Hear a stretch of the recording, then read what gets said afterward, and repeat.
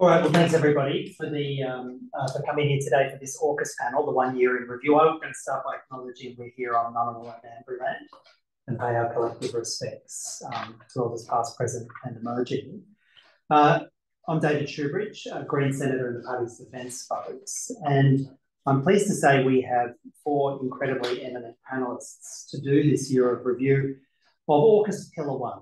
Now, many people don't know what Pillar One is, but Pillar One is the submarine project. We, in the time available, we can't do both pillars, but there's more than enough to say after an incredibly eventful year that I believe has shown many of the structural weaknesses that underpin Pillar One. We have 4 incredible speakers today who I will give a clear intro as they speak.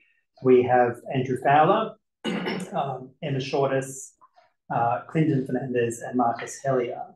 Each will do about a 5 to 7 minute introduction. We'll then have some Q&A amongst the panel. Those who are also present in the room are welcome to participate in the Q&A.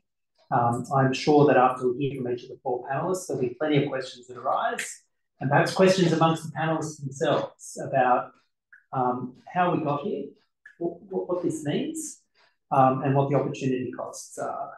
See, between the industrial constraints in the US shipbuilding industry, the various disasters that are unfolding in the UK industrial nuclear industrial base, the uncertainty of a Trump presidency, the enormous structural problems that AUKUS presents to the Australian Defence Forces as well. That would be more than enough to occupy an hour and a half of our time. And when you add to that the unexplored question of what on earth are we doing this for, I think there'll be plenty to keep our discussion going. So I might introduce Andrew Fowler, who is our first speaker, winner of the 2024 Walkley Award, quite appropriately, for Newt, the submarine fiasco that sank Australia's sovereignty. Andrew is an investigative journalist, former reporter for the ABC's Foreign Correspondent and Four Corners programs. Andrew began his journalism career in the UK, where he worked for the London Evening News, being Chief of Staff and acting foreign editor for the Australian newspaper. We'll still leave value to come. He wrote The Most Dangerous Man in the World, the story of Julian Assange and WikiLeaks in 2011, which was updated twice since. Newt is Andrew's 4th book. His 2 of his other books are The War on Journalism and Shooting the Messenger, Criminalising Journalism. Winner of the United Nations Peace Prize, Andrew has also lectured at universities and colleges in Australia, the UK and France, and has contributed to various academic books and papers. Andrew, how did we get here? Well, how did I get here? Well, I know how you got here. How did Australia get to this? What sort of mind was I in to actually look at writing a book for the general public about such an arcane and dry subject as defence acquisitions? And the reason, of course, is because we were going to spend $368 billion of taxpayers' money on something the taxpayers have never been consulted about. That's what really drove me. In fact, I wanted to call the book, somewhat maybe laughably, a failure of due process in the Australian public service. But my wife said, possibly Newt would be a better time. You might get more readers. I think she's a keeper. So, when I set out on this voyage, I was looking for people that would talk to me about what had gone on inside the workings of this acquisition program. And I tracked down a guy called David Gould in London, and he'd been in at the beginning of the Collins class replacement program. And he was a former Under Secretary of Defence in the UK.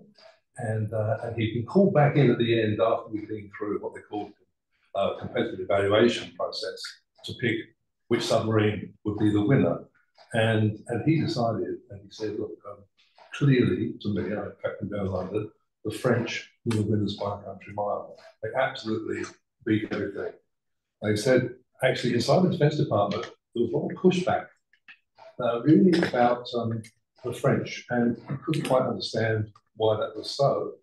He said to me that the people in defence had said to him, the Germans were going to offer us all of their IP. No problems. We could have everything we wanted from the Germans.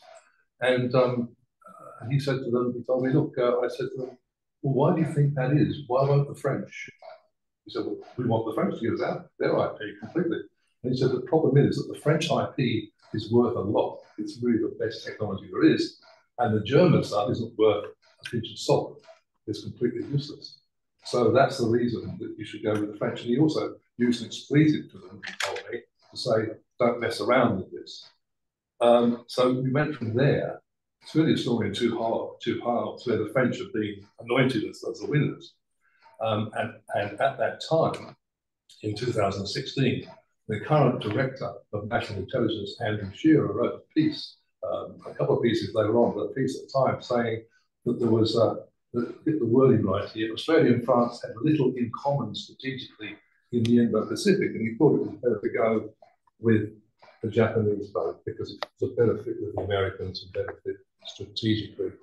And you can see the way that when it starts off at that level, how the French roll, because Shearer then played a major role going to the Eisenhower building and meeting with Kurt Campbell, the security advisor to Biden, and negotiating what we now know to be this nuclear fiasco. So he was right in the middle of it and driving it, and then went on to become the director of national intelligence. When you look at the way that this played out, you've got to ask the question, why is it that the French were pushed to one side? Why was it? Why the French, if they've got these boats and they're pretty good, they work, why is it we've got to go with the United States? And if you look at the fact that the French have a very independent, a very proudly independent military, I think that answers part of your question. Because what they were doing was, and Turnbull being, I would think you might agree, an independentist, he was arguing, we can go with the French, they're independent, we don't have to go with the Americans. And the reason we couldn't go with the Americans, of course, was because the Americans make nuclear-powered submarines, and we weren't buying nuclear-powered submarines. So it raises the question, so why did we go nuclear? Did we go nuclear because we wanted to go nuclear, or did we go nuclear because we want to go with the Americans and they don't make non-nuclear submarines? That was a problem, of course. That this, I think, is Andrew Albanese. So that's the Albanese face. When he was later wedged on that very question, if he went with the Americans, he'd have to take nuclear.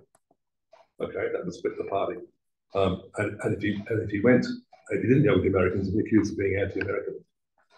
So that was a major problem. And as we know, I mean, the history tells you this, that the ambushing of Anthony Albanese and Penny Wong and the other people at the top at the time, the night before the announcement, was a public disgrace, absolutely appalling behaviour, and didn't serve the public discourse. And my question really is, why didn't we have this debate that we're having now for the first time in the sacred territory of Parliament House before? Why wasn't this debate had? What was it about Morrison? He didn't trust in the Australian people to have an informed debate about whether or not nuclear was a good idea. Should we go with the French? Should we stay with the Americans? Should we get closer to the Americans? This is the debate that we should have had, and we're kind of having it now. But it's a bit after the horse has bolted, I must say. The other problem, of course, that we have with the submarine acquisition program is that the word acquisition is a very precise word, and it looks as though, from what I can see, we won't even get nuclear submarines in the United States, and I doubt we'll get them from the UK either, even though we've paid over approximately 4.5, so almost $10 billion to these two countries to ease the slipways for them to produce the submarines. So we have that problem of a rather large gap, no submarines on the horizon, and relying upon the Americans to run these submarines because we can't run them. We won't be able to for years and years and years. And at the same time, over the horizon, 2040, if you're lucky, then AUKUS submarines come online and then become, if you like, more independent. But that's a long way away. And seeing as we're supposedly facing an imminent threat from the north, I'd have thought that something more appropriate would have been to have stuck with the French, be available in 2032. The technology was less complicated. It wasn't highly enriched uranium, it was low enriched uranium, and they would have been building them last year, and I'm told to be ready by 2032. Now, the problem that you have with the French at the moment is that even if you wanted to go back to them, and there has been talk of going back to the French, I'm reliably informed that the Dutch and I think the Brazilians, two countries, have already blocked the order books for French submarines. So the order books are closed, and Australia will not be able to get back into that production line again. That's all very gloomy, I'm afraid. And I must say that the fact that nobody was asked about what was AUKUS about, what is AUKUS about, what was the idea? No one's actually asked that question, certainly not the military. If you look at Penny Wong's interrogation of the Defence Department, no idea. It suddenly emerged out of nowhere as a public relations exercise where we kind of colour in the bits afterwards, after we went to Labour. So that was that I think was the notion that ran Scott Morrison's campaign. He is, I think you can safely describe him as, I'm not too sure how Boris Johnson was like this, but he is the Boris Johnson of the South Pacific, or the Boris Johnson of the Indian Ocean, in the Pacific. It's just a truly shocking for me, and I've done a lot of work in research, a lot of stuff in my time, my many, many years as a journalist. I've never seen such a catastrophe as this, ever. Well, that's a submarine start. Thank you, Andrew. Let's get it started. Well, it's interesting. We've spent, I think, $20 billion so far on nuclear submarines in the last decade. $5 billion not getting French submarines. Yep. We're spending $5 billion on an experimental renovation of the Collins-class submarines. We're giving $5 billion to the UK and $5 billion to the US. And last time I checked, for that $20 billion, we have 4 subs, which is less than optimal if you want submarines. Our next speaker is Dr. Emma Shortis. Emma's the director of the Australia Institute's International and Security Affairs program. Emma's an historian and writer focused on the history and politics of the United States and its role in the world. She uses her expertise in history to interpret and explain what is happening in the world today. Good luck with that, Emma. And what it means for Australia in a compassionate and accessible way. In a conversation often dominated by the same voices, Emma offers a fresh perspective on international relations grounded in moral questions about how we might imagine a post-American global future. Emma's first book, Our Exceptional Friend, Australia's Fatal Alliance with the United States, was published in 2021 and I recommend for summer reading. Emma. Thank you. Thank you so much. Thank you for having us. As Senator Shoebridge mentioned, I'm a historian, so much of my analysis is grounded in the history of Australia's relationship with the United States. And I wanted to start by, I suppose, highlighting the context of AUKUS, to say that AUKUS is actually an entirely logical step in the history of Australia's relationship with the United States. It is symptomatic of a deeply unhealthy relationship that misunderstands quite fundamentally what security actually is and where security comes from.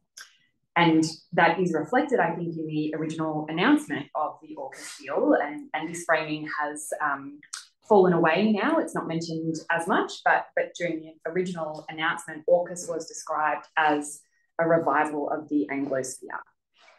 And that's what it is. It's grounded in imperial nostalgia, where the United States, of course, is the new empire replacing the British one.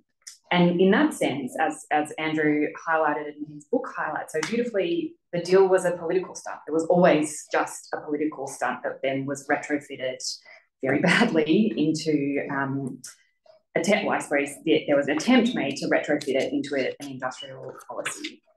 But as Andrew mentioned, and David mentioned, it was never debated by cabinet. It was never debated by the Labor caucus, let alone the Parliament. Voters were never advised or consulted about any of it. And so far as anybody knows, Senator Shoebridge will know this better than me, I think, there wasn't even any input really from key agencies like Defence or Treasury. That in itself is outrageous. And it's outrageous because what is a political stunt effectively cedes Australia's decision-making autonomy to the United States. We were already on our way there, but this tips us over. As Andrew mentioned, Kurt Campbell himself put it, Australia is now locked in now for the next 40 years. Campbell described Australia and US military forces as now having a deeper interconnection, almost a melding. Deputy PM Richard Marles has boasted of Australia's move from beyond interoperability to interchangeability.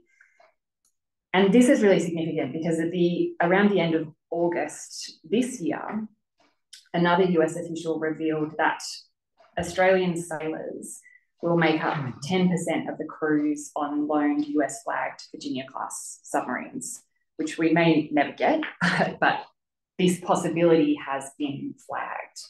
And what that means, I don't think we've really grappled with the implications of that, because my understanding is what that means is that under AUKUS, as it's currently conceived, Australian involvement in American-led wars becomes the default setting, right? So an Australian government under this scenario could try to opt out of such wars, but opting out becomes something quite different, because this wouldn't just be an Australian government saying no to an involvement in an American-led war for whatever reason. It would require an Australian government to actively delay the deployment of American submarines in order to withdraw 10% of the crew.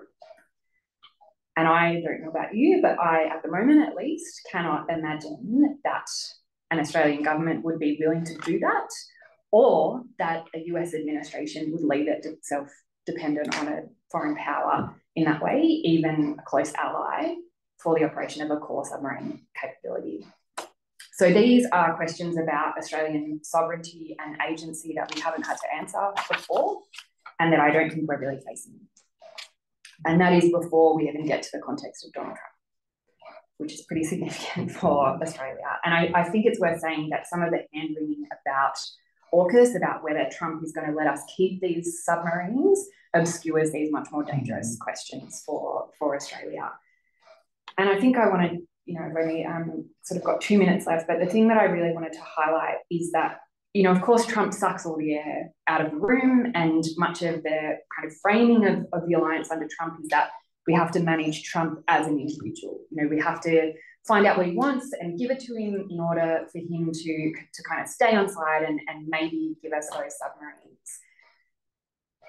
What that all obscures is what Trump is and what he will do, and also the people around him. I think it's been said before, but cannot be emphasized enough, that the second Trump administration is going to be a very different beast from the first. The people involved in this administration have learnt the lessons of the first go around. They are much more organised, and they are much more committed to this deeply conservative project.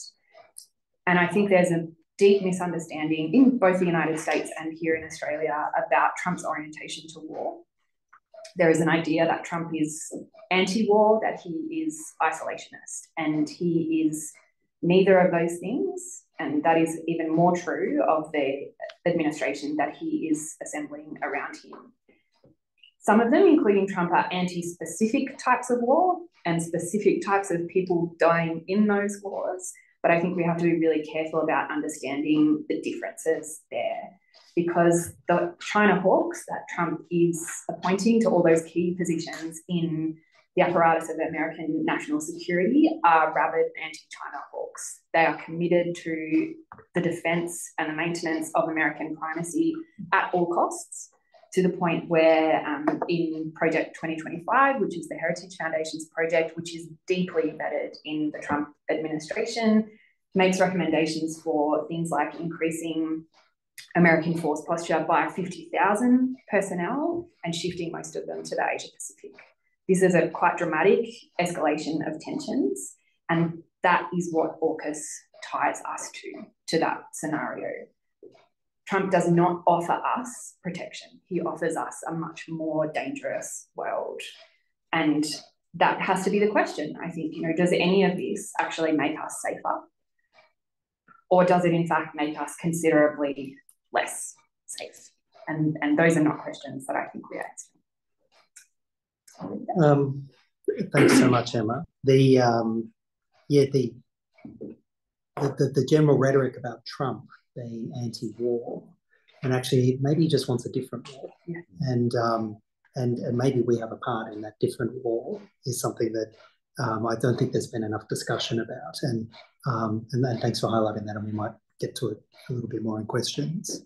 Our next speaker, Clinton Fernandez, is Professor of International and Political Studies at the University of New South Wales. Clinton has published on the relationship between science, diplomacy, and international law, international operations, and intelligence operations in foreign policy, the political and regulatory implications of new technology, and Australia's external relations more generally. And I'd commend Clinton's work, Sub-Imperial Power, in that regard. Clinton's research in the Future Operations Research Group at UNSW analyses the threats, risks, and opportunities that military forces will face in the future operational environment. We're lucky to have Clinton here. Clinton, is there a military underpinning to this? Yes. Thank you for inviting me to speak. I've made some notes, and I'm going to read from them, but I will look up from time to time to give the impression of spontaneity. So the context here is just going back to the war we've just finished, our longest war. The Defence Minister, Joe Fitzgibbon, later, many years later, made the following candid admissions on the record. He says, when I stood up in Parliament and said positive things, I meant it. You have to believe it. Was there skepticism in the back of my mind? Yes, there was. The plans we had were confused. And despite what was being done by the boys on the ground, we were really only there out of alliance commitment.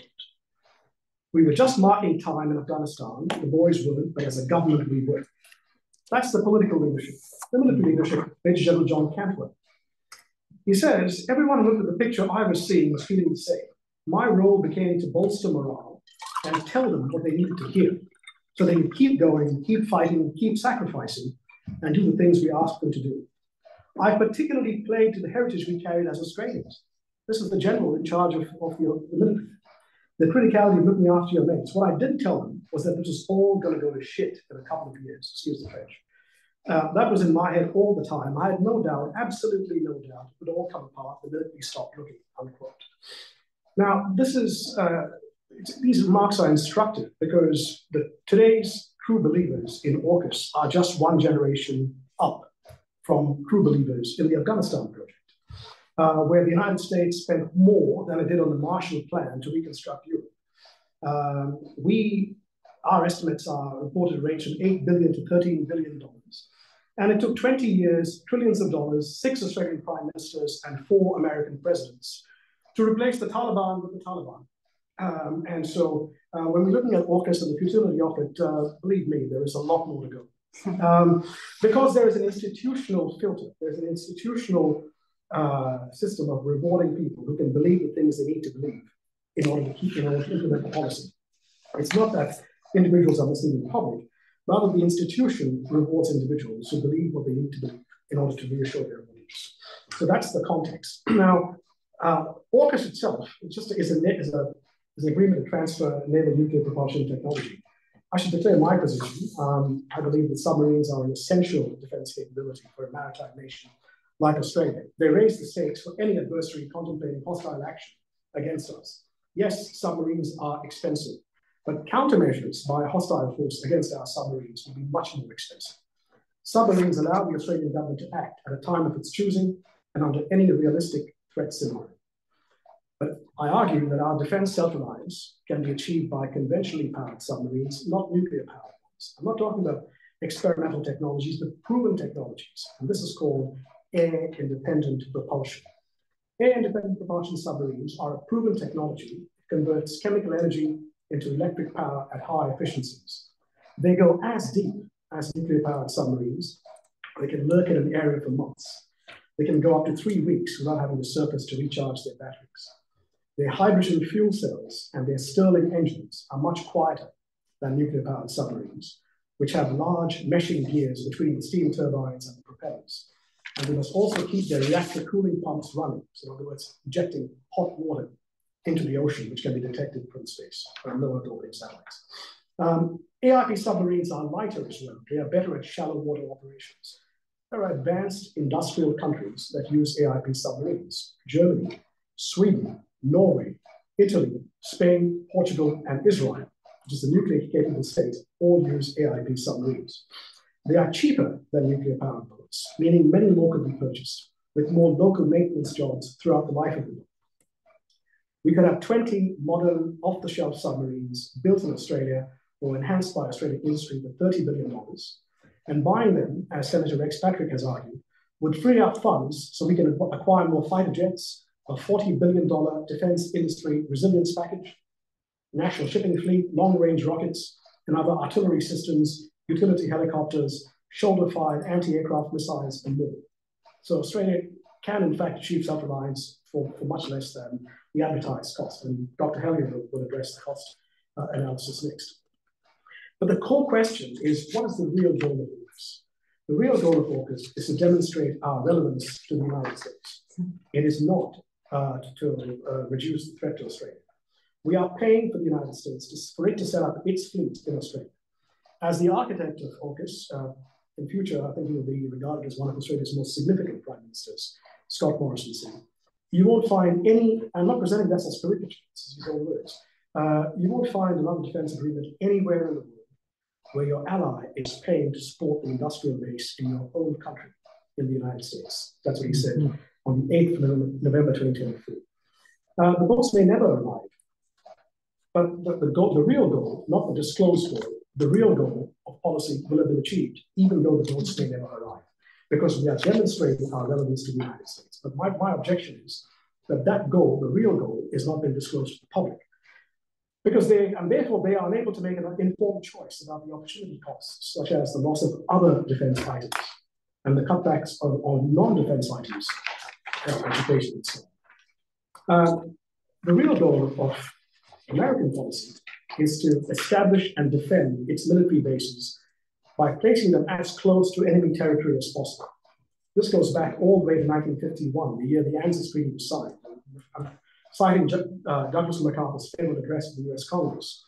He says that we can dominate with sea and air power every Asiatic port from Vladivostok to Singapore and prevent any hostile movement into the Pacific. Taiwan, in this sense, is an unsinkable aircraft carrier and submarine tender. And that is still true. American defense officials have already stated to Congress that Taiwan is a critical node in the first island chain, which anchors a network of US allies and partners. Now, that's understood clearly inside strategic planning circles, but it is not understood by the public. So here's what it means. It means that the United States can deploy undersea sensors at key choke points right near the coast of China, allowing it to detect, track, and follow Chinese submarines as they leave their bases in peacetime or in crisis. Now, the Submarine Rotation Force West, the submarine base on the west coast of Australia, is actually separate to AUKUS. It's always presented as some kind of optimal pathway, but it is separate to AUKUS. It is a forward operational deployment of the United States Navy. It is not a down payment on Australia getting its own Virginia-class submarines. In the public's mind, the two are erroneously believed to be the same thing. But it is not a down payment at all. It is a forward operational deployment of the US Navy. The undersea geography near Taiwan is a choke point for China. Imagine, for example, if the entire state of New South Wales had been carved out of Australia, and we had a bay or a gulf right in the middle of Australia, and we had foreign ships able to patrol all the way in. We'd regard that as quite threatening. And so the United States uses the undersea geography by placing two types of sensors: a reliable acoustic path sensor, which is microphones designed to operate underwater, detecting quiet submarines.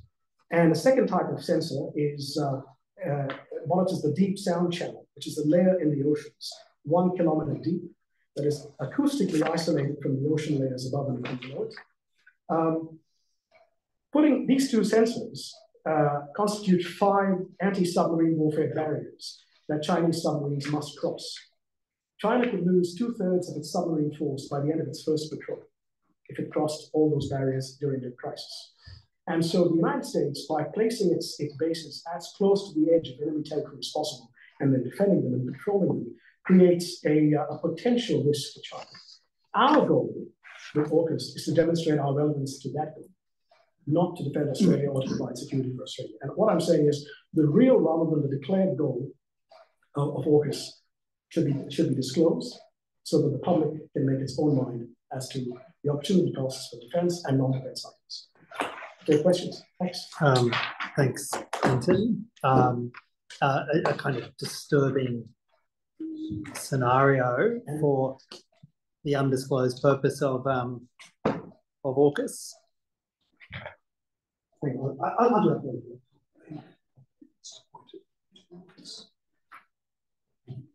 that.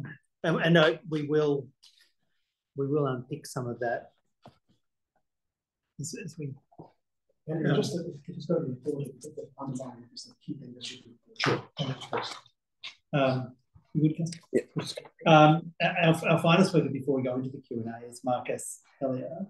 Marcus is Head of Research at Strategic Analysis Australia and has spent his career addressing thorny analytical issues and wicked problems. Welcome to the table. Previously working as a senior analyst at the Australian Strategic Policy Institute, where he unpacked defence budgets, capability and industry issues. That included demystifying the Defence Department's budget in 7 editions of the cost of defence. Marcus worked for a dozen years in the Defence Department, primarily in its contestability function, a not popular part of the Defence Department, where he held several senior executive positions. That involved conducting independent capability, cost analysis of investment proposals, as well as ensuring the best possible advice was provided to government and senior decision makers on major capital acquisitions. Marcus also administered Defence's capital acquisition program and has worked in the Australian intelligence community. Marcus has a storied academic pedigree, not least of which was as assistant professor at Brandeis University, Waltham, Massachusetts. Marcus is Director of Strategy at C2 Robotics, an Australian company specialising in the development of autonomous systems for military applications, and is also an expert associate at the ANU's National Security College. Marcus, if we do AUKUS, what can't we do? Sorry? If we do AUKUS Pillar One, what Yes. can't we do? What's the opportunity cost? And All right, how much well, of the budget is the goal? I'll try and unpack that. There's always a line in there which I feel I should delete, which is like when I was in contestability, my role was to ensure that the best possible advice was provided to government on major acquisitions, but often the best possible advice was not actually very good. So best possible doesn't mean good. And I think we see that right throughout the whole AUKUS shambles. Perhaps you should put in the circumstances, something like that. Yeah. So, look, I'll talk numbers. I'll try to do it in a way that people's eyes won't glaze over on. I've got a bit of a presentation here. If anybody wants a copy, I'm very happy to mail it to them. So I'll talk about opportunity cost, which basically means if you're spending money on this, you can't be spending those same dollars over here. And while I know many people might say we should be spending AUKUS submarine dollars on schools or hospitals and things like that, I'm not really going to talk about that. I'm just going to focus on the military opportunity cost. Well, as a starting point, we can look at the problem is the government said $268 to $368 billion for AUKUS, and it's just such a huge number, it becomes meaningless, really. And the other thing is if you take any large public program and measure it over 30 years, and that figure seems to apply for 30 years, you end up with extraordinarily huge numbers. So it's very hard to compare them. So if we sort of strip things back a bit and take as our starting point, what are we spending on Collins submarine capability? It's a bit of a hard question to answer. Most defence numbers are a bit hard to answer, but a few years ago, before the AUKUS announcement, it was about roughly $1.2 billion a year to essentially operate the Collins, keep it relevant, to keep it upgraded. So maybe it's now up to about 1.4, something like that. And that gets us 6 boats, which theoretically is meant to give us 4 available for the Chief of Navy to use, and 2 of those 4 are deployable, can go on operations. But as we well know, the Navy's had a lot of trouble hitting that benchmark, and sometimes we're down to only 1 deployable submarine and occasionally 0 submarine. So we're spending $1.2 billion to get what's on paper a pretty good capability in our near region, but in real terms, a kind of patchy sort of capability. But we also need to add on to that the French submarine, because we were starting the process of replacing the columns. And at the point in time that the attack class French submarine was cancelled, that was we were spending about $1 billion a year. We're moving through the design process to construction. And if we'd continued, we probably would have hit about $2 billion a year in current day dollars in sort of build costs. So if you add to that 1.2 to operate the current submarines and your kind of recapitalization cost of getting attacked, you're maybe up around $3 billion a year. So in current day dollars. So the one question is how does AUKUS Pillar One compare to that? You know, is it similar or a lot bigger? So we'll get to that. So if we go and look at that 268 to 368 billion, again, it's one of those numbers that's thrown out there, not a lot of explanation around it, but it seems to cover the 30 years from the point that the optimal pathway was announced. So a year and a half ago, the government said, we're going to go down this very strange pathway. I mean, I think if this is the optimal pathway, the other ones must have been terrible, because how does it make sense to get 3 of the most exquisite, complex machines in the history of the universe, set up that capability, and then go, now we're going to get 5 of a different kind of the world's most complex, exquisite machines in the history of the universe. So, but anyway, so that acquisition process was broadly meant to take about 30 years. According to the optimal pathway, sometime in the first half of the 2050s, we would get our 8th boat. So 3 Virginias and then 5 of what we like to call SNAUKUS, SSN AUKUS. So the 5 UK design boats that would be built here. But there was always an assumption, I think, that the build of SSN AUKUS would continue. We wouldn't just get 5 and shut the whole thing down. Both governments have been very committed to continuous naval shipbuilding. So it would be an ongoing process. So that acquisition cost would never end. It would just keep going. And if we're getting second-hand Virginias, they'll be up for replacement essentially in the early 2050s, mid-2050s anyway, so you don't have to keep going. So that 268 to 368 is sort of a weird mix of acquisition of those 8 boats, but also operating costs. And it's the only time I've ever seen the two get kind of mixed together. Normally, defence and the government are very rigorous about separating operating costs and acquisition costs. So it's another factor sort of muddying the waters here. So the government has said that it will be, as David has also pointed out, that number includes 50% contingency. So there's a risk margin in there of 50%. That's basically how you get from 268 up to 368. When I was in defence, a project with a 20% contingency was high risk. Okay. A standard off-the-shelf acquisition would be sort of in the 5 to 10% range. So when you're talking 50% contingency, that to me indicates you just don't understand what you're getting into. There are so many unknown risks that you don't really have a good handle on what's going on. Now, if we sort of try and break that 368 down, one number we have is how much we'll be spending in the first decade, because that was released earlier this year when the government put out the updated Defence Integrated Investment Program, which talks about what it will be spending to acquire capabilities over the next decade. And in there, it says for nuclear-powered submarines, over the next decade, it'll be spending $53 to $63 billion.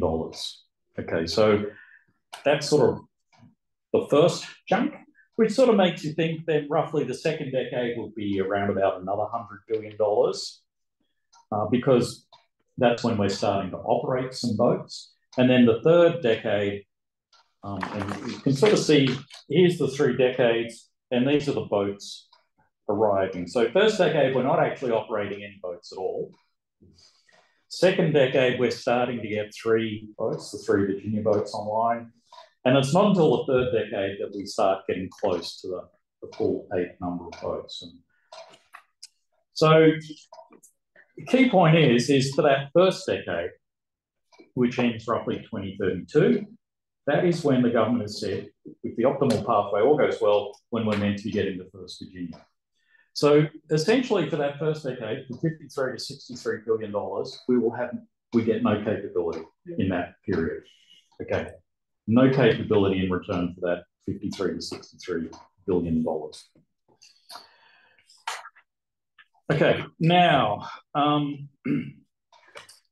but we are already starting to feel that opportunity cost. So we know from the portfolio budget statements that the spend on the nuclear submarine program, which now has a name, it's DEF 1. It's sort of got this real cool kind of, Dr. Strangelove name, DEF 1.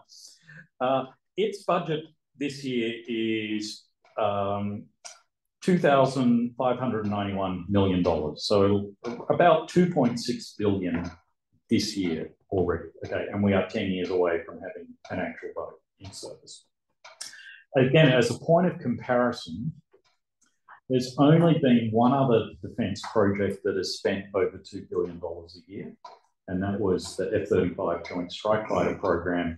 And for a period of about 3 years at the peak of deliveries of aircraft, when we were sort of getting 15 to 20 aircraft delivered a year, it just got over $2 billion a year. So again, to give a scale of the spend, the SSM program is spending more than any other project has ever spent in 1 year.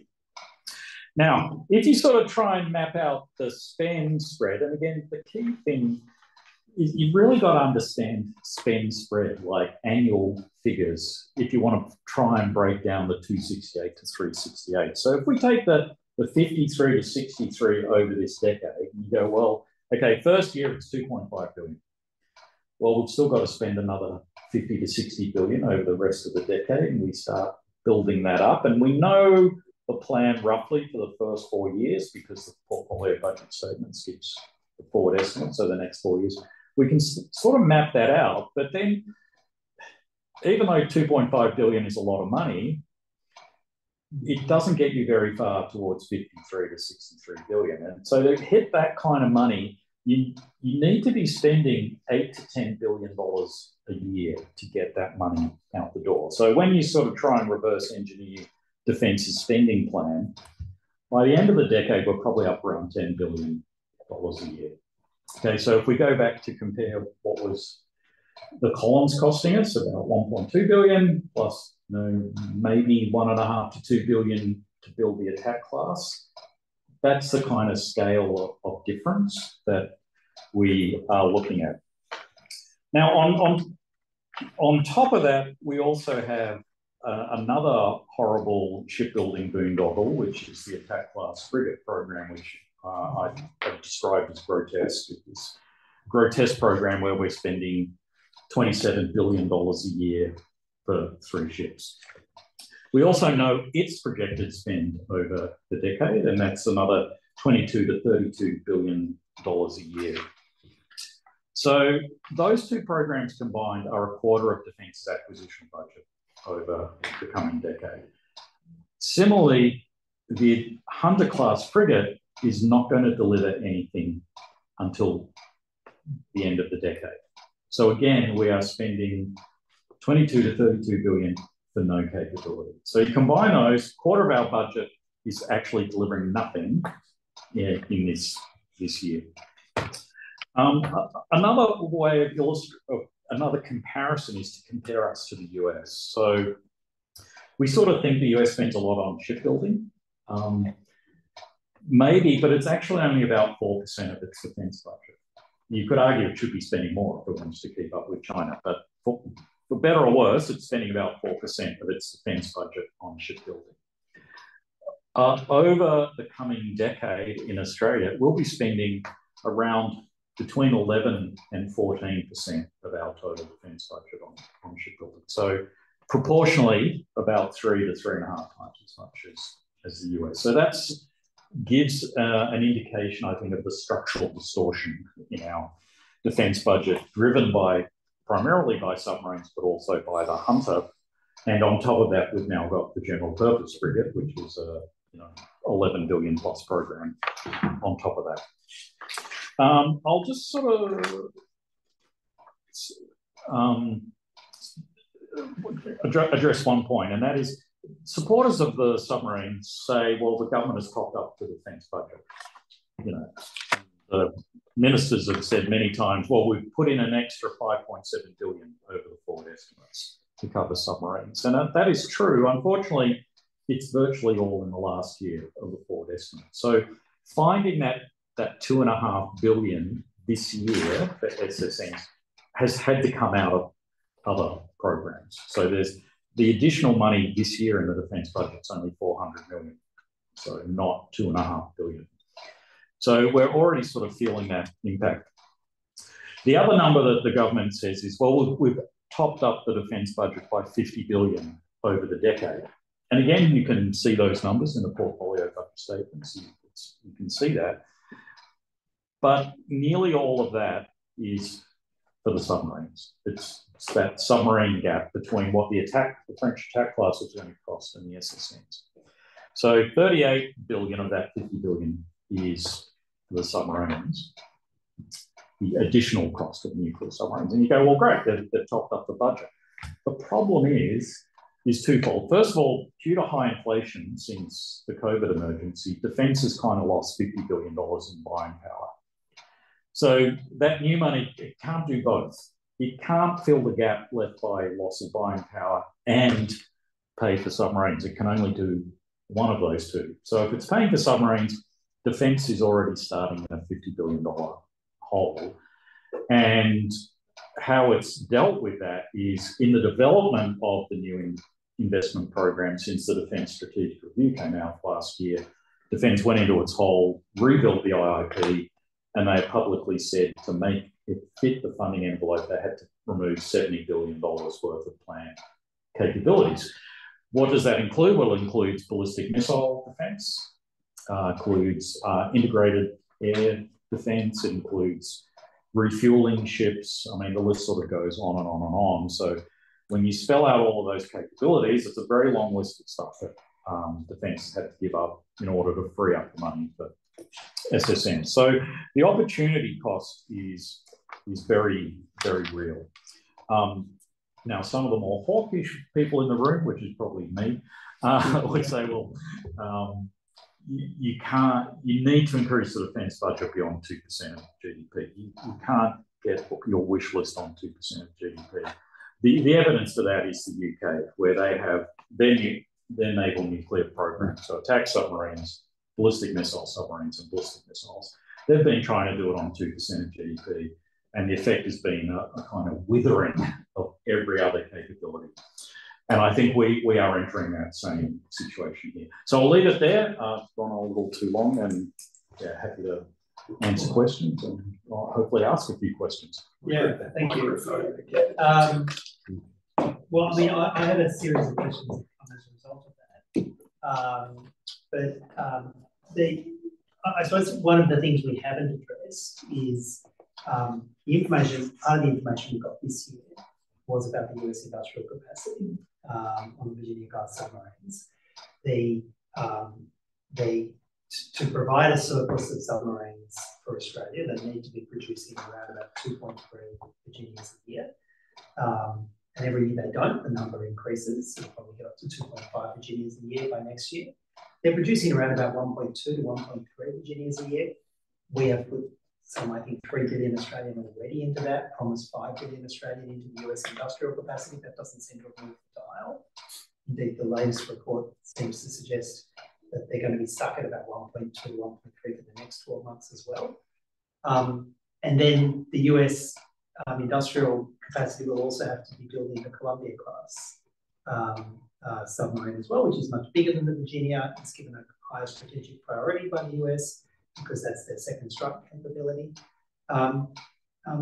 Is there a realistic prospect that surplus submarines will be produced by the US? And if not, what what happens in 2033?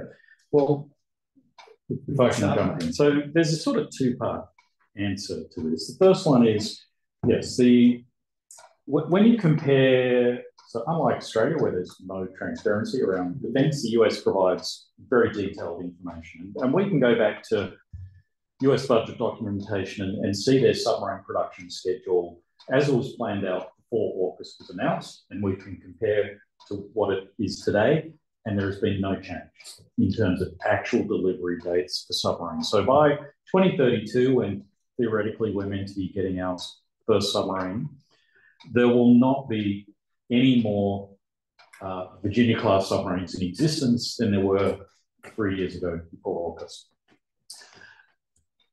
That said, as we've heard today, AUKUS is primarily a political activity about the alliance. So I don't think we should fixate too much. It's important, actual submarine numbers, but it's not the only factor. So if we look at the US Navy shipbuilding plans and we go back, and again, the US Navy by legislation is required to present Congress with its shipbuilding projections. And every year it has these projections, and we're going to have this curve, and we've been going down, but we're going to stop the decline and we're going to start going back up again, and we're going to be producing ships and aircraft carriers and submarines. They've never come close. They've sort of managed to stop the worst of the hemorrhaging, but they have not turned things around at all. They still keep putting out all of these same documents saying we're going to hit 66 or 72 SSNs. So they're quite happy to live in this kind of delusional land between reality and actual numbers. So yes, there will not be any more submarines around. However, if a US president feels that handing over submarines to Australia is in the US interest, it could still happen. Which probably takes us, I was going to say, Emma, can you're sitting there, son of Trump is president in 2033. They don't have sufficient nuclear submarines for their own purposes. This alliance seems to be more than just submarines, though. What's the decision making that happens in 2033? Are we just a forward base for the existing numbers of US subs? Will they hand some over to us in a sovereign capacity? What does son of Trump do in 2033? It's a terrifying prospect, isn't it? Look, I think that the question of interests is the critical one, and how Americans see their own interests. And I cannot foresee any scenario where a US president, son of Trump, whoever it is, sees handing over submarines to Australia as in the United States interests, unless it is crystal clear and public that those submarines remain under, if not US command, completely at the behest of the United States, and that we have no say in what happens to them. And that isn't a criticism. I think it's really important for Australia to always remember that the United States will act in its own interests. That is the job of a US presidential administration, is to act in American interests, not in Australian interests. And we frequently confuse our interests with American interests and see them as one and the same. And I think even a son of Trump would see it that way, would see it in a calculating way in that sense. So no, I don't think we are getting those submarines. There is no capacity, there's no interest in doing in the United States in doing it, unless we get them under a much more frightening scenario for Australian sovereignty. Yeah. Badged Australian, staffed by Australian, paid by Australian, but under the direction of the US military unambiguously. Yeah, I mean, we haven't even really talked about personnel capacity. No. Like, they may not be staffed by Australians because there aren't that many of them. Yeah, Andrew. Well, Kirk Campbell's made it very clear that even if the submarines are handed over to Australia, they won't be lost to us, is the quote that he used. So clearly the Americans think that handing over, selling or passing them on to Australia means that they'll still be under American control. So it doesn't really matter whether or not the submarines come to us and we think they have our independence, because the Americans clearly don't think so. Clinton, we've seen some of the Congressional Research Service reports suggest alternate scenarios to the provision of AUKUS submarines to Australia. And we've seen a number of people in Congress asking this key question about the handing over of technology, the handing over of submarines to Australia. And it seems to me the key question keeps coming back to, if there's a war with China over Taiwan, will they be available? Will they be available to the United States military? Is that a kind of too much a simplification of it? You mean, will the boats be used? If boats are provided to Australia, yes, and there's a hot conflict between the US and China, the question that US members of Congress are asking, the question the Congressional Research Service are asking is, will those boats that have been handed over to Australia be available for a hot conflict? of course. Is that the primary question they're asking? Well, I mean, I don't know what they're asking behind closed doors, but they're getting assurances that there would not be any problem with us using them. There's a long, I mean, the whole point of the project is to demonstrate our relevance to the United States. So the idea that if the boats were to somehow be under our command, they wouldn't be deployed is facetious. Well, Peter Dutton said it's inconceivable. Yeah. That wouldn't happen. Yeah. Marcus, does that provide us with security, being a part of the United States military response to China? Is that a valid security response from an Australian perspective? I mean, does it provide us with security if we're part of that? Well, look, I'm not the expert in this area, but I would say that Plan A, so our broader alliance with the US, that is built into the assumptions underpinning Plan A. So, you know, we may discuss, well, gosh, if a war started over Taiwan, would we send our SSNs? If a war started over, if we didn't have SSNs and didn't go, the alliance is over. You know, so we are rusted onto that already. So now we may say, well, we're not going to send the entire ADF to Taiwan, but you know, we'll send 1 or 2 ships, but you can operate out of Tyndall, you can operate out of Darwin, you can operate out of Stirling. I mean, I think that is absolutely built into the assumption, not just of the Defence Department, but of both major parties as well. Yes, I'll jump in and to keep it there actually for those two gentlemen over there. Yeah. Do you think ultimately people in defence will be happy with the fact that there's a rotational force and they're happy to outsource Australia's submarine capabilities once columns are gone to the US? And now that they've got the US presence locked in here, that's essentially all they're hoping for. Well, there's a lot of people in defence, so they don't all share the same view. I'd say most of them no. I mean, I do think that, you know, Clinton began by saying, you know, submarines are an essential capability. I broadly agree with that, and I think, you know, if we don't outsource, we do outsource some parts of our defence capability, like nuclear weapons, for example. We rely on the US there, rightly or wrongly, but we don't have our own ones. But things where we can own, like fighter planes or infantry, you know, we do own. And I think we should be doing the same with submarines. Now, whether SSNs are the best answer to that is a separate question. And I think most people in defence would see it as a bad thing if we ended up as just a forward operating base for US SSNs. That may not be the view of some politicians, though. Yeah, I've certainly been called to cover the Varghese report. So yeah. Do you mind if I get a response to you on that? Yeah, we might shift it over, unless Marcus, of course, wants to comment on the government accepting the recommendation to put ASPI and other security think tanks on a 5-year competitive funding cycle. Well, I haven't had a chance to read the report, so... May I expand on your comment? Yeah, Andrew, I'll just say this, and when it happens, hopefully someone's recording this. In the event of any tensions in the Taiwan Strait, whether the war starts or not, the rational move is for China and North Korea to pressure South Korea, because it would force the United States to defend a treaty ally across a very long logistical chain. And those circumstances, the role of the Australian Army is going to be to defend South Korea. We're going to go back to South Korea. And if you look inside, if you have sources in the Army, you'll find the plans already exist just to deploy the Australian Army in South Korea, just as they were in 1950. That's it. That's just another way of showing our relevance to the United States. Andrew, can I? Yeah, sure. Can I sit down in a bit on that?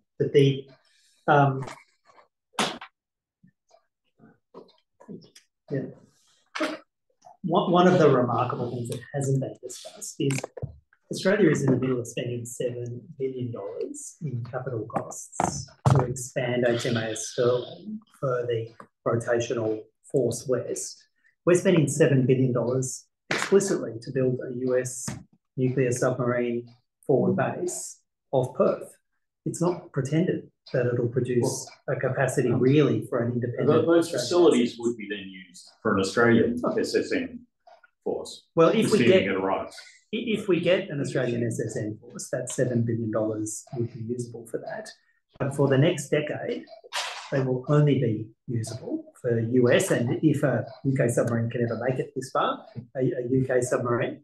But we're literally spending $7 billion right now for a forward US submarine operating base off Perth. And I haven't seen a discussion about should we spend $7 billion of public Australian money for a US submarine base. And I think it's important we have that discussion. It is remarkable though, isn't it? We have Tyndall being expanded for US nuclear capable B-52s. We have increased deployment of US Marines in Darwin. They're still looking apparently for an East Coast submarine base, which, if Sterling is an example, may well be a US submarine base on the East Coast. Where has been the discussion about this increased US footprint?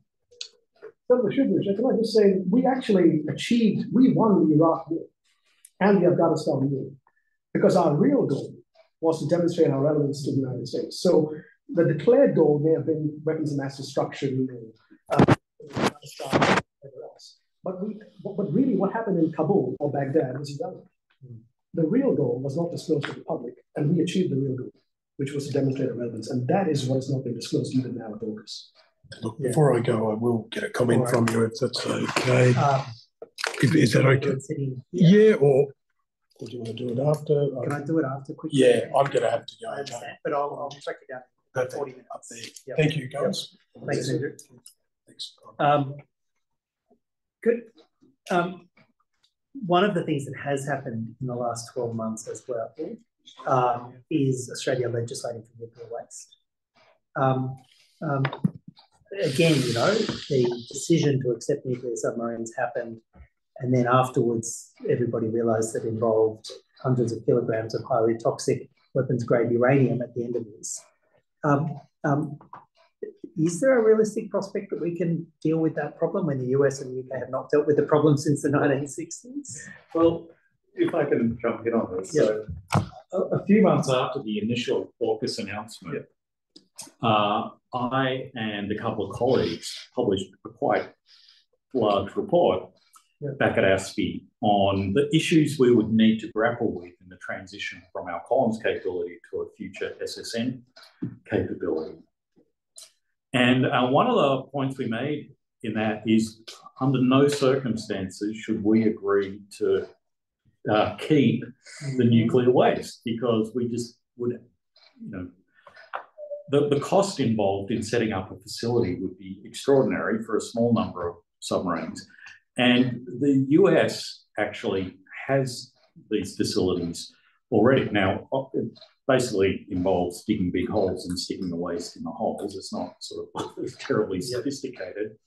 The UK still does not have facilities. So even though it's been operating nuclear submarines since the 1960s, it still, you know, has rusting hulks of submarines, some still with reactors in them.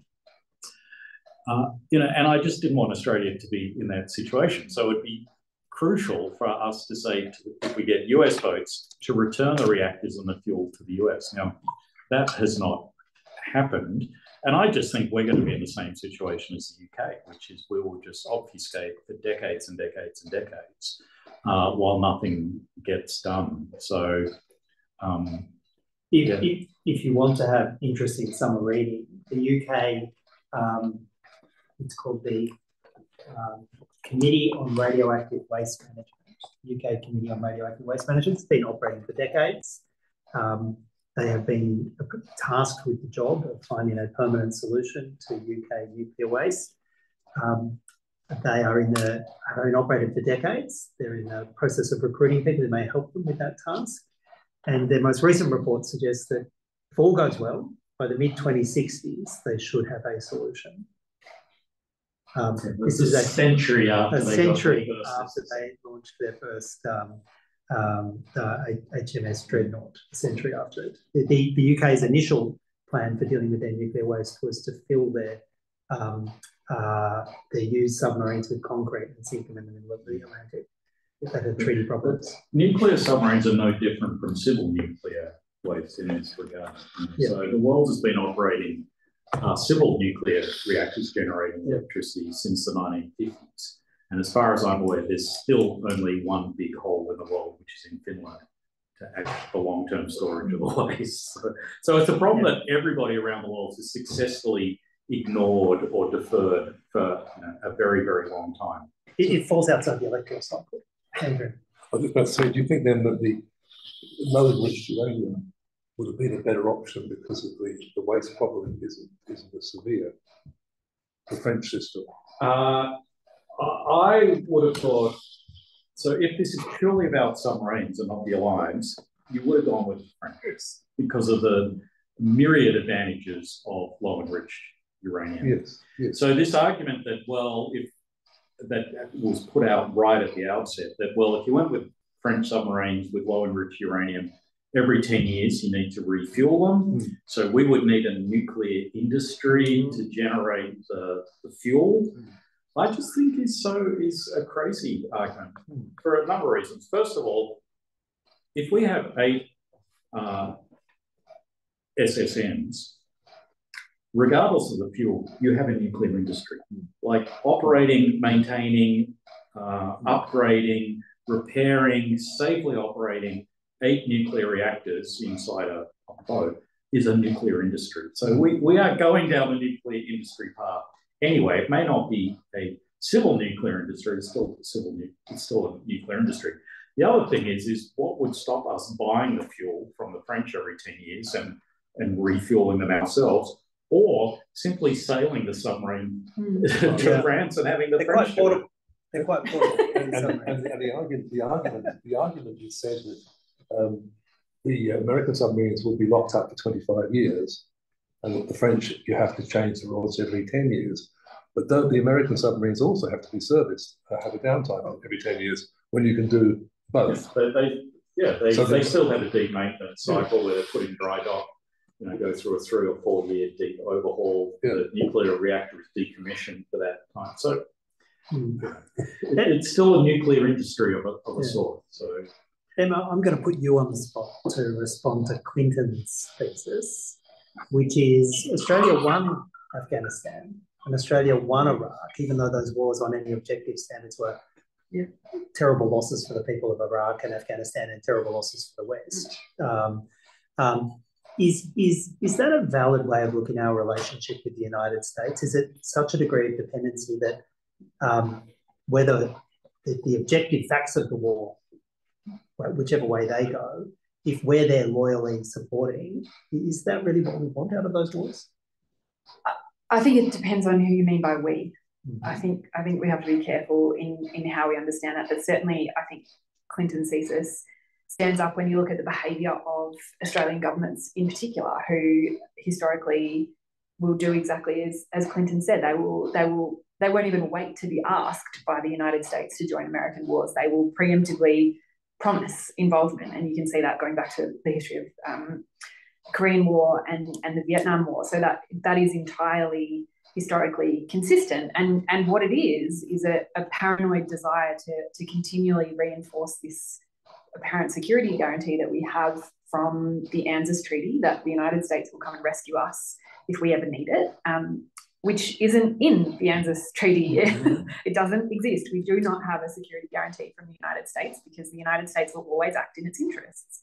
it may one day see it as in its interests to come to Australia's rescue, but that is contingent on a lot of things. And that does, I think, explain most of the Australian government's behaviour in the world and its willingness to take extraordinary risks around nuclear waste, around involvement in American wars, which, you know, is extraordinary when you look at the history of American involvement in wars since 1945, which suggests that Americans aren't actually very good at winning wars, and yet we continue to follow them. So I think you have to look to those explanations, because I think ensuring security, when you look at the evidence, this wouldn't be the way to do it, if that's what you were really interested in. So can I just something? So you can argue that the wars of choice, shall we say, since World War II, the Australian government has kind of very carefully calibrated its contribution. So yes, we put our hand up and said, yes, we're going to go, but then we sort of have this calculus where we get the maximum deposit in the Alliance Bank from the American side in return for the minimum contribution possible. So you could argue, well, that's been quite canny. The problem is that there's those kinds of wars, and then there are the big great power wars that require everything. Whether we saw that in World War I, World War II, in both those wars, the Australian economy became a wartime economy very rapidly. We sent through everything possible at it. So if the US and China get into a war, what's it going to look like? Those carefully calibrated kinds of contributions, or that massive event where we have to throw everything at it, partly because our allies expect it. And if we somehow think that there's a war between the US and China and we can carefully calibrate what we're sending, it's not going to happen. And I think it's probably important to add to that in all of the Pentagon's gaming out of a great power war with China, the United States loses. Yeah. You see, on one view, the incredible expense of nuclear submarines is designed to overcome one of our strategic benefits, which is distance and isolation. Yeah. The whole argument, well, to the extent it's been articulated for nuclear submarines, is so we can project force 3,000 or 4,000 kilometres from our shore, because that's where we want to get involved in a conflict. What we're doing is spending this incredible amount of money, huge amount of strategic resources on overcoming our single greatest defence asset, which is the extraordinary geographic isolation that we have. Are we spending this incredible amount of money to overcome our best defence asset? And is this why, far more budget options might be more useful? I have a slightly different view. Sorry if I'm coming in there over the top there. The benefit of distance is being eroded through numerous technologies. It's one of the few things in the government's national defence strategy that I actually agree with the assessment that benefits of distance are being eroded. So whether it's through cyber warfare or long-range missiles or proliferation of uncrewed systems, that's happening anyway, whether we get nuclear submarines or not. So I think it's a legitimate question, is do we want to be putting the focus of our defence investment, our most expensive, most demanding capability, is one whose particular advantage is it can go a long way away, or do we want to be putting our effort into defending close to Australia? But if we are involved with a war in China, whether we have SSMs or not, that war will come to us. It will come home to us. We don't need to invite it. And that seems to me to be one of the key problems. US defence hawks are saying that once HMAS Sterling is set up as an advanced US attack base with up to 5 US attack submarines, that would be a priority target in a limited nuclear exchange with China. I haven't heard our political leaders and our defence leaders say that that's one of the consequences of spending $7 billion and providing an advanced US attack base. It becomes a priority target in a limited nuclear exchange with China. Yes, it also becomes a priority target in a conventional exchange with China, and whether they're US submarines or Australian submarines. And you're raising the things that don't get talked about. One of the things that doesn't get talked about, that probably should get more talked about, is what SSN's for.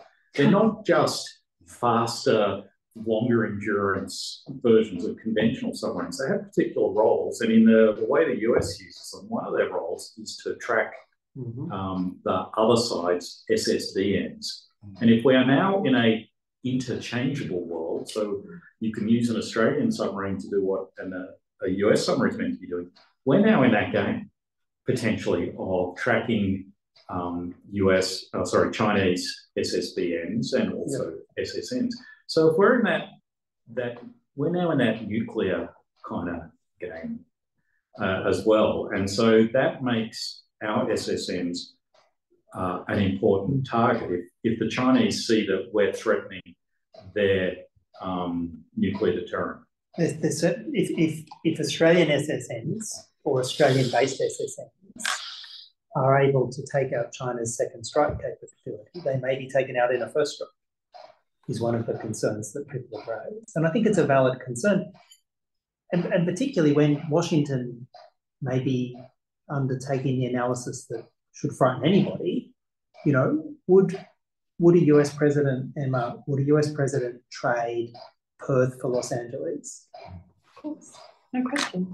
Yeah. It goes back to that question about interests and where they lie. And I think you're right that Perth becomes, in a limited exchange in a nuclear one or not, it's a logical target because, you know, we can draw a comparison between Iran and Israel. You know, I think it would be a carefully calibrated move designed to elicit a particular response from the United States, you know, to potentially to minimize conflict. And we then become the victim of that, you know, with no real consideration, as you said, no real discussion of what that would mean or what might actually make us safer. And I do just want to add, David, in this, that in the framing in the United States and much of it in Australia, war with China is framed as inevitable, as something that is coming to us that we have to prepare for. And we cannot say enough that is not true. It is not inevitable. Yeah. And this brings us back to where I think Andrew kicked us off with AUKUS. One of the key things about AUKUS was taking us away from a genuinely independent defence policy. That the deal with the French was a degree of independence that our friends in Washington were troubled by. The elements of our own military establishment and political establishment, they were troubled by us being independent in the United States. So the French deal got nuked and AUKUS was invented. Is that too much of a simplicity? No, I think it's perfectly said. I mean, what troubles me, apart from what we're talking about, of course, which is war, which is apparently inevitable. I agree with you, it's not inevitable. But what's so perplexing is the role of the media, and my old colleagues in the media, in not taking up this question and pushing back against it and saying, well, where is the evidence? What are you talking about? Where is it? The drums of war, the horror's coming. And of course, at the last minute, up comes AUKUS. This is the salvation. This will save you all. I mean, and I saw a lot of stuff coming out of the government being run basically like a sonographer, to use the phrase. I didn't see a lot of people pushing back against it. I mean, there was some in some of the think tanks, but not a lot of journalists. And journalists should stand against these overarching statements of war and destruction and say, where's the evidence? Why are we in this position? What's AUKUS about? And we just went along with it, we being my old colleagues. And I thought that was very dangerous, because I thought it was Morrison at an authoritarian best, intimidating the public service, silencing the whistleblowers, and also manipulating and intimidating journalists. So that was a problem for me. Yeah. Does anyone over there have a question? Yes, I'm with you. Yeah. If I could start just to ask Emma, are those 50,000 troops likely to be stationed in Australia or elsewhere? It's not clear. So that's drawn from a chapter in Project 2025 on defence and security, and there is the recommendation there that force posture is increased by 40 to 50,000, and that they are stationed in the Asia Pacific. So there's no actual specifics around that, and I'm not suggesting that that's what the Trump administration will do, but that is what people in the Trump administration think is a good idea, and that is the kind of mindset that they are bringing to the future of the United States military, alongside a very dramatic expansion in the United States nuclear arsenal as well. So all of this is deeply concerning and not isolated to Trump. But I think to go back to what Andrew was saying about the inevitability, the idea that war is inevitable, what that framing does, I think, is quite deliberately obscure the fact that the things that we are doing and that we are implicitly or explicitly condoning actually make war more likely. You know, you can pretend that's not happening if your assumption is that war is inevitable anyway. You don't have an obligation to stop the inevitable. Yeah. With the recent vote by Australia to say that there should be a permanent unconditional ceasefire in the US, in the Middle East, in Gaza, and Penny Wong's criticism of the Israelis recently for the lack of humanitarian aid there. Does that represent, do you think, a slight distancing from the US? I think it does. I think it's a very carefully calibrated one. And again, the media framing around that was extraordinary. You know, it was all about how it would damage Australia's relationship with the United States because we were distancing ourselves from the United States and not just aligning ourselves with most of the rest of the world. And also returning Australia to a position that we've held for a very long time, you know, apart from very recently. So that media framing was very concerning.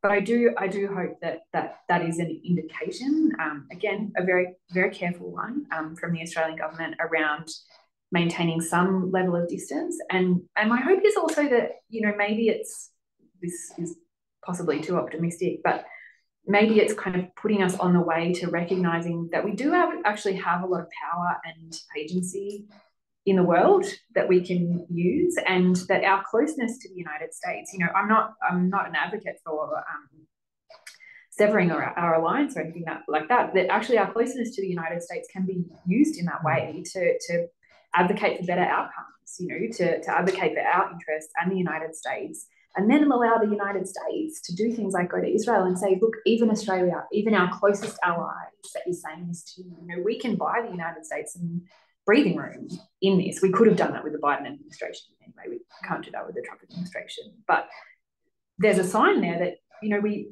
do have some national power. We just have to be brave enough to use it. So, sorry, can I just say that on? I think one of the weirdest things I've heard about AUKUS is Minister Miles describing it as too big to fail. Yeah. You know, and to me, it's sort of reinforcing this whole view of everything we do has to be seen through the lens of the alliance. So whether it's our position on Israel, Gaza, or any other issue, well, the key, you know, lens is how does it affect the alliance. But too big to fail is just a terrible term. It came out of the US financial crisis where US taxpayers had to pay hundreds of billions of dollars to pay out a fundamentally corrupt financial sector. That's not a very healthy metaphor to apply to SSNs, but we are in that getting into that situation where, you know, AUKUS as part of the alliance is everything, and it's like we need to, I think, take a step back and sort of, you know, what's actually in it for us on any issue. I think this is a good too big to fail is probably should be the sort of subtext for AUKUS, but it's probably a good point to sort of bring this to a conclusion. I might just ask each of you, perhaps in the order you spoke, do you have any sort of final concluding points that I just want to put. Well, look, I set out on this journey, looking at AUKUS and why we did it, and tried to work out the deals that were done, the lies that were told, all those kind of things to go through the details. And I went through a period of great depression. The more work I did, the more depressed I got. And actually coming out the other end, I mean, the debate we should have had, we're now having here. The debate in Parliament, we are in Parliament, but there's not parliamentary privilege, so I can't tell you what I think about the people who are feeding off the trough. Give me some speaking notes. Of this AUKUS deal. I mean, there are people, you know, former Prime Minister with Mike Pompeo, you know, all these things, these companies that they've set up, Christopher Pine, all these people walk out of here and feed off this trough. But I'm an eternal optimist. That's why I set out to write this book. I just thought some good might come of it. And we're now talking about these things, not because of the book, but because times have changed and people are sifting through the wreckage of this thing and looking at what actually happened there. I mean, the problem we have with AUKUS is that it is too big, and people's lives are more concerned about the mundane, everyday, pay the mortgage and you know, pay the rent and those kind of things. But this stuff will not go away until it's resolved. And I think it's, for me, a phrase I read coming out of the American negotiators, and I called the Peter Hartridge report. One of them said, "Do you think you can really afford this?" This is somebody, we're buying something from them, and they're asking us whether we can afford it. Now, I mean, that is a fundamental question. If the Americans are worried about it, certainly we should be. And I thought that was I'm trying to be a positive way of sort of ending what I had to say. Yeah, I thought it was good. We're talking, people are talking about these things now.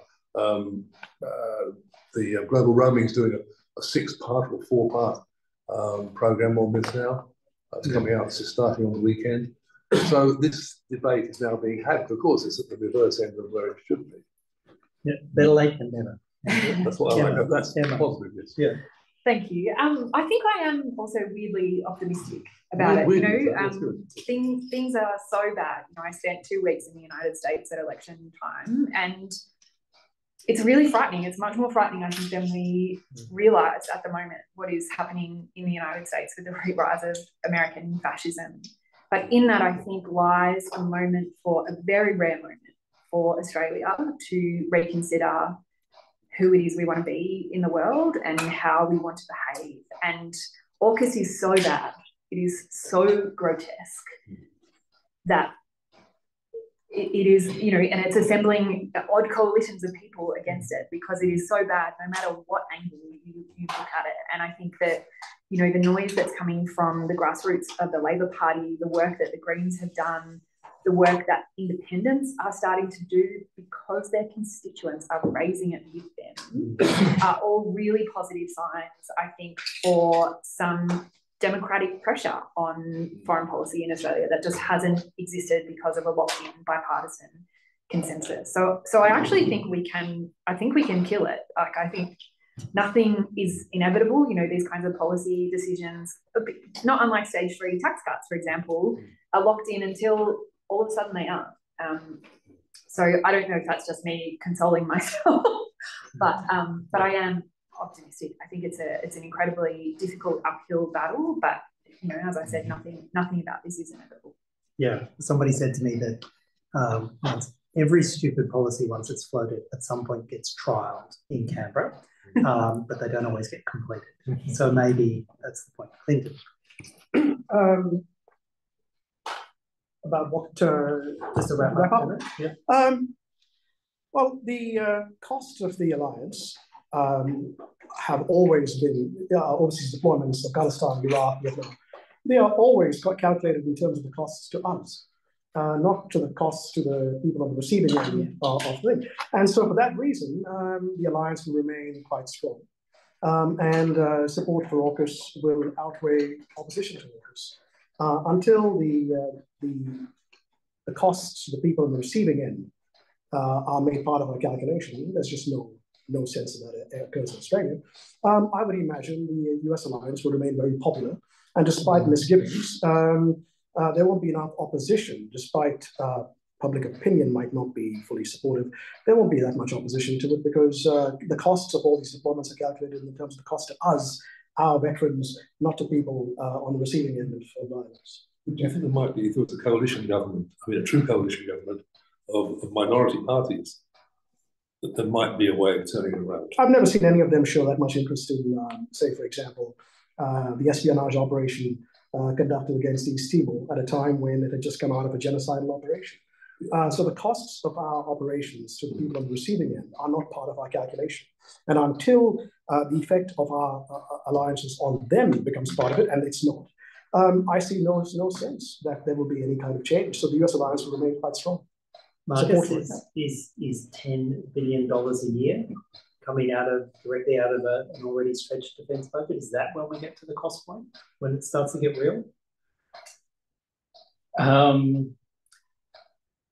No, I mean, because I think our defence leaders are terrible standing up to government in this regard. So, you know, they'll just do what they're told, I think. So, so I have two closing comments. First one, purely from I'm a military capability guy. So the first one is about military capability, and that is whether AUKUS delivers, well, if AUKUS delivers, it will not be as set out in the optimal pathway. And we are at huge risk of not having any submarine capability as the columns ages out before SSMs arrive, or you know, we turn off Pillar One.